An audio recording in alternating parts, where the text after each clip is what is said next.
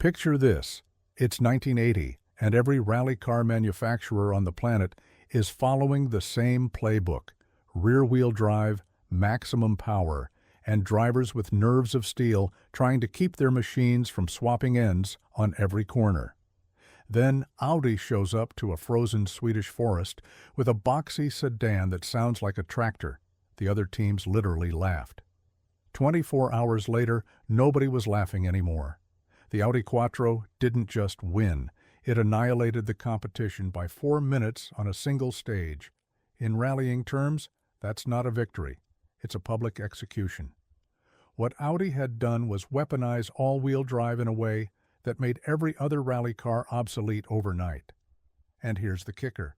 They did it with an engine that wasn't even designed for racing. This is the story of how one car forced the most powerful motorsport governing body in the world to rewrite their rulebook, triggered an arms race that would kill Group B rallying, and revolutionized not just racing, but every performance car that came after it. To understand why the Quattro caused such chaos, we need to travel back to the late 1970s. Rally racing was dominated by two philosophies. The Italians, led by Lancia, built lightweight, nimble machines with just enough power to be fast.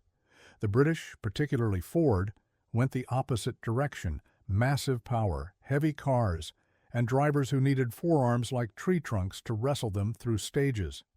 Both approaches used rear-wheel drive exclusively. The thinking was simple. All-wheel drive was for tractors and military vehicles. The weight penalty, typically 300 pounds or more, made it pointless for racing. The mechanical complexity meant more things to break. The power losses through additional differentials and drive shafts killed acceleration.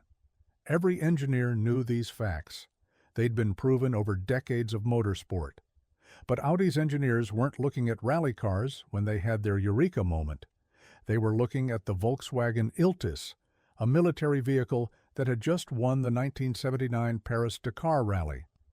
Not because it was fast, it wasn't, but because it kept moving when everything else got stuck. Ferdinand Piëch, Audi's head of development and grandson of Ferdinand Porsche himself, saw potential everyone else missed. Here's where it gets interesting. Piëch didn't just want to add all-wheel drive to a car. He wanted to fundamentally reimagine what all-wheel drive could be. The Iltis used a traditional system, heavy, agricultural, with manually locking differentials. Piëch demanded something revolutionary. The center differential had to be hollow, allowing the prop shaft to run through it. This saved 66 pounds alone. The front differential was integrated directly into the transmission housing. Another 44 pounds saved.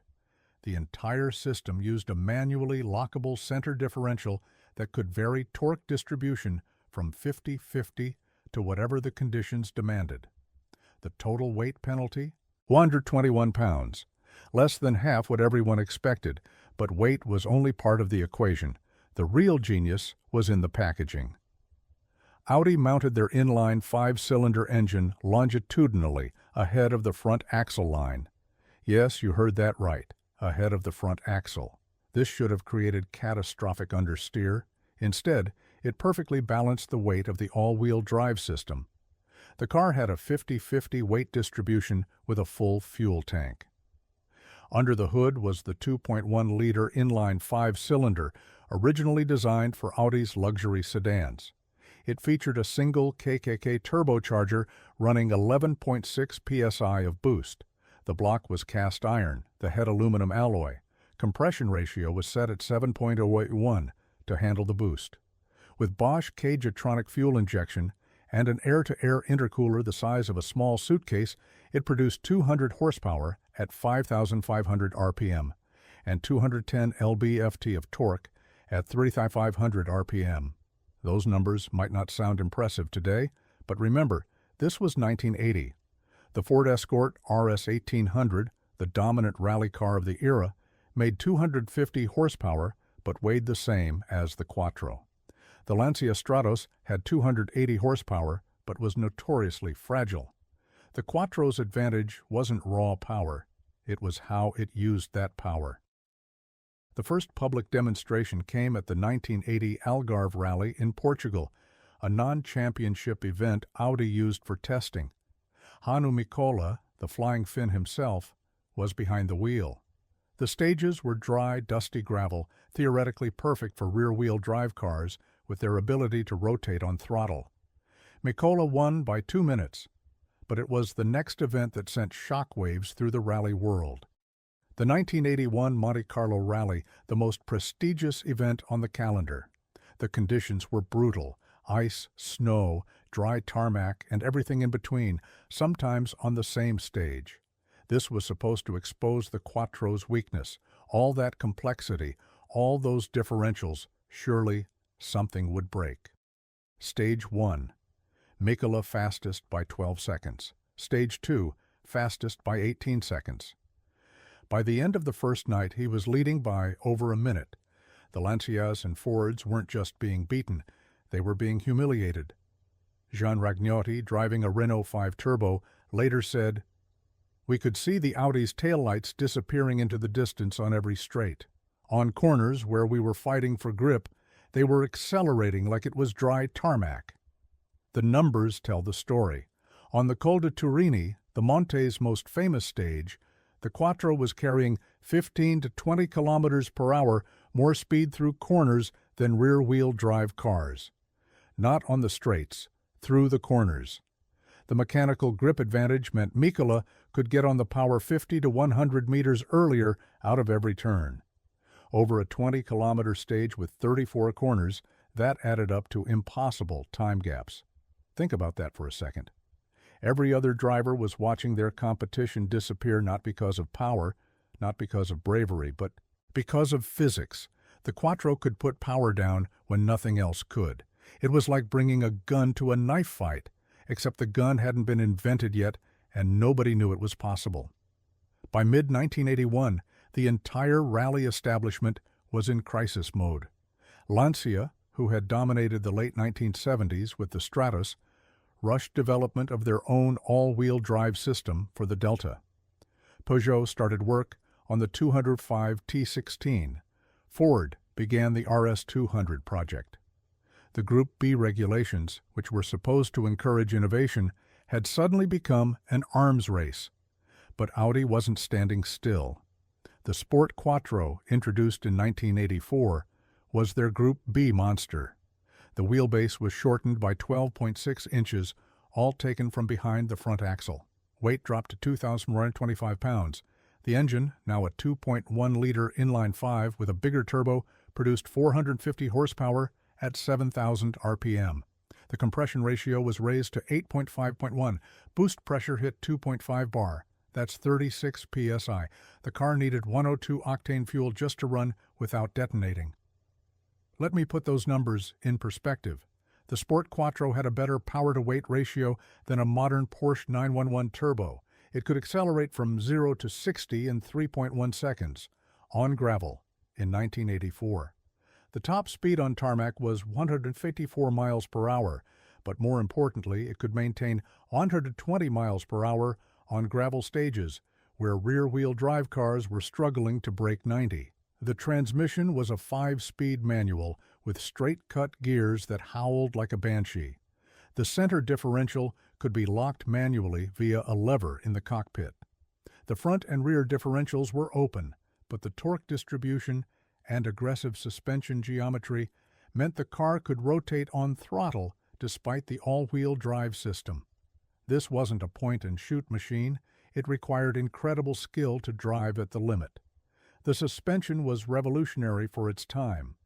McPherson struts up front with custom Bilstein dampers featuring remote reservoirs. The rear used a complex multi-link setup with progressive rate springs.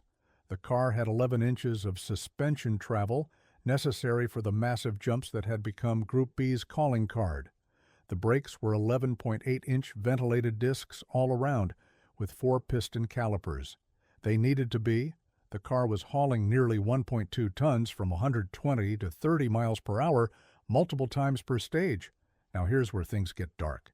The Quattro's success triggered an escalation that nobody saw coming. Peugeot's 205 T16 arrived in 1984 with 430 horsepower and weighed just 2,138 pounds. The Lancia Delta S4 followed with both a supercharger and turbocharger, making 550 horsepower. The Ford RS200 had 450 horsepower and weighed barely 2,200 pounds. These weren't race cars anymore. They were guided missiles. The speeds were becoming insane. The Quattro S1E2, Audi's final Group B evolution, was producing 591 horsepower at 8,000 RPM from a 2.1-liter engine. That's 281 horsepower per liter, a specific output that wouldn't be matched in production cars for another 20 years. The boost pressure was so high that the aluminum head would literally lift off the block under acceleration, requiring special mechanical fixing methods beyond just head bolts. Walter Rural, testing the S1 at Hockenheim, recorded a 0 to 125 miles per hour time of 7.8 seconds. Not 0 to 60, 0 to 125. The car was so violent that Rural, one of history's greatest drivers, said, "It was the most frightening car I ever drove. The power delivery was like someone hitting you in the back with a sledgehammer." But it wasn't just the cars that were out of control. The spectators had gone mad too. Crowd control in 1980s rallying was basically non-existent. Fans would stand inches from the road, jumping back at the last second as cars passed at 130 miles per hour. They called it Portuguese surfing, seeing how close you could get without being hit. The all-wheel drive cars made this infinitely more dangerous because they carried so much more speed and threw massive rooster tails of gravel and rocks. The inevitable happened in 1986. Portugal, Rally to Portugal. The Lancia of Sergio Cresto and Henri Toivonen left the road at 120 miles per hour, hit a tree, and exploded. Both men died instantly. The car burned so completely that investigators couldn't determine the cause of the crash. 2 months later, at the Tour de Corse, Sergio Cresto and Henri Toivonen crashed their Lancia Delta S4. The car tumbled down a ravine and caught fire. Both died. Wait, I apologize, I made an error. Let me correct that. At the Tour de Corse in Corsica, a Ford RS200 driven by Joaquim Santos left the road and plowed into the crowd. 3 spectators were killed, over 30 injured. The footage was horrific. The FIA had seen enough. Within hours, Group B was dead. The cars were banned immediately. No transition period, no grandfathering. Done. The official reason was safety, and nobody could argue with that, but insiders knew the real story. The all-wheel drive revolution that Audi started had spiraled completely out of control. The cars had become too fast for the roads, too fast for the safety equipment, and definitely too fast for crowd control that hadn't evolved since the 1960s. The Quattro hadn't just changed rallying, it had broken it. So what was actually going wrong? The problem wasn't just speed, it was the nature of that speed. Rear-wheel drive cars were predictable in their unpredictability. They'd slide, drivers would correct, speeds would scrub off naturally. The Quattro and its all-wheel drive rivals maintained momentum through everything. A rear-wheel drive car might enter a corner at 70 and exit at 60. The Quattro would enter at 85 and exit at 80. Those extra 15 to 20 miles per hour multiplied across an entire stage created average speeds that the sport's infrastructure couldn't handle. The stages hadn't changed since the 1970s. The same narrow forest roads, the same blind crests, the same tree-lined sections that had been challenging at 90 miles per hour, average speeds were now being run at 110 plus. The margin for error had disappeared. A mistake that would have put a rear-wheel drive car into a ditch now sent all-wheel drive cars into the forests at fatal velocities.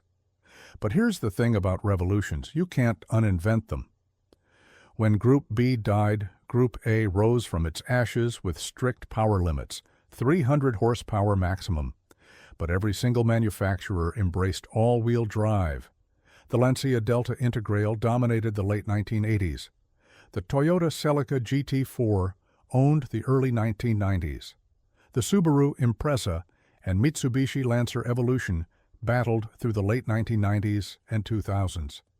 Every single one traced its DNA back to that boxy Audi that showed up in Sweden in 1980. The technology trickled down too. The 1983 Audi Quattro road car was the first high-performance all-wheel drive vehicle available to the public. By 1990, Porsche had the 959 and 911 Turbo with all-wheel drive. BMW developed X-Drive. Mercedes created 4MATIC. Today, virtually every supercar above 500 horsepower uses all-wheel drive because it's physically impossible to put that much power down through two wheels. The modern Bugatti Chiron makes 1,479 horsepower. It can put every single one to the ground because of principles Audi pioneered. The Lamborghini Huracan, Porsche 911 Turbo S, Nissan GT-R, Audi R8, all of them exist because Ferdinand Piëch looked at a military vehicle and imagined something nobody else could see. But the real legacy isn't in supercars. It's in the fact that you can buy a Honda CR-V or Toyota RAV4 with all-wheel drive for under $30,000. The system that was once so exotic it broke rallying is now so common that soccer moms don't even think about it. That transformation from impossible to inevitable took less than 40 years. The Quattro itself evolved into a legend. The original cars are now worth $500,000 to $800,000 at auction. The Sport Quattro S1E2, if you can find one, trades for well over $2 million. Only 224 Sport Quattros were made for homologation. Of those, perhaps 20 became S1 specification cars. The sound of that inline five-cylinder engine, that distinctive offbeat warble at idle that builds to a shriek at 8,000 RPM, is instantly recognizable to any motorsport fan. Michèle Mouton, the only woman to win a World Rally Championship event, did it in a Quattro. Walter Röhrl used one to set a Pikes Peak record that stood for years. Stig Blomqvist won the 1984 World Rally Championship in one. The car didn't just win, it created legends. The engineering principles live on, too. Modern rally cars use center differentials that can vary torque distribution in milliseconds based on sensor inputs. The Audi Quattro used a manual lever and driver skill. Today's systems use accelerometers, wheel speed sensors, steering angle sensors, and computers making 100 calculations per second. But the fundamental concept, using all four wheels to maximize grip, remains unchanged. Looking back, the Quattro's banning from Group B wasn't really about the car itself. It was about what the car represented, a technological leap so significant that the sport couldn't adapt fast enough. The FIA didn't ban all-wheel drive. They banned the speeds it enabled. The Quattro was guilty of being too successful, of working too well, of exposing just how far behind everyone else was. Think about the absurdity of that. A car so good at its job that the rules had to be changed. Not tweaked, not adjusted. Completely rewritten. The entire structure of international rallying was altered because one manufacturer figured out how to put power to the ground more effectively. In engineering terms, Audi had solved a problem nobody knew existed. Everyone accepted wheel spin and sideways driving as fundamental parts of rallying. Audi asked why. Why accept 30% power loss to wheel spin? Why accept that corners had to be taken sideways? Why accept that weather conditions should dictate pace? They engineered out the accepted limitations and created something that transcended its category. The Quattro forced every manufacturer to abandon decades of development and start fresh. Lancia, who had won 10 World Rally Championships with rear-wheel drive, switched to all-wheel drive and never looked back. Ford, the kings of hairy-chested rear-drive rally cars, embraced all-wheel drive so completely that their Focus RS and Fiesta RS became all-wheel drive icons. Even Porsche, who spent decades perfecting rear-engine, rear-wheel drive dynamics, admitted defeat and made their fastest 911s all-wheel drive. That's the real measure of revolutionary technology, not just that it wins, but that it forces everyone else to copy it or become irrelevant. The Quattro didn't just beat its competition, it made their entire philosophy obsolete. It's the automotive equivalent of bringing a tank to a cavalry charge. Sure, the horses are magnificent, the riders are skilled, but none of that matters when you're facing fundamentally superior technology. The tragic irony is that the Quattro was too successful for its own good. It triggered an arms race that killed the very category it was designed for. Group B died because of speeds that all-wheel drive enabled. Thousands of engineering hours, millions of dollars, and several human lives were the cost of pushing technology faster than safety could follow. The Quattro opened Pandora's box, and the sport couldn't close it in time. Today, when you see an Audi with Quattro badges, or a Subaru with symmetrical all-wheel drive, or a BMW X-Drive, you're looking at the descendants of that first radical experiment. Every all-wheel drive performance car owes its existence to those Audi engineers who ignored conventional wisdom. They didn't just think outside the box, they destroyed the box and built something nobody had imagined. The ban on Group B wasn't really a ban on the Quattro. It was an admission that Audi had changed the game so fundamentally that the old rules no longer applied. When one car forces an entire sport to restructure itself, that's not just engineering success, that's revolution. And revolutions, as history shows us, can never really be stopped, only redirected. What do you think? Was the Quattro's dominance worth the price rallying paid? Drop your thoughts in the comments below, and don't forget to subscribe for more stories about the machines that changed motorsport forever. Until next time, keep those engines running.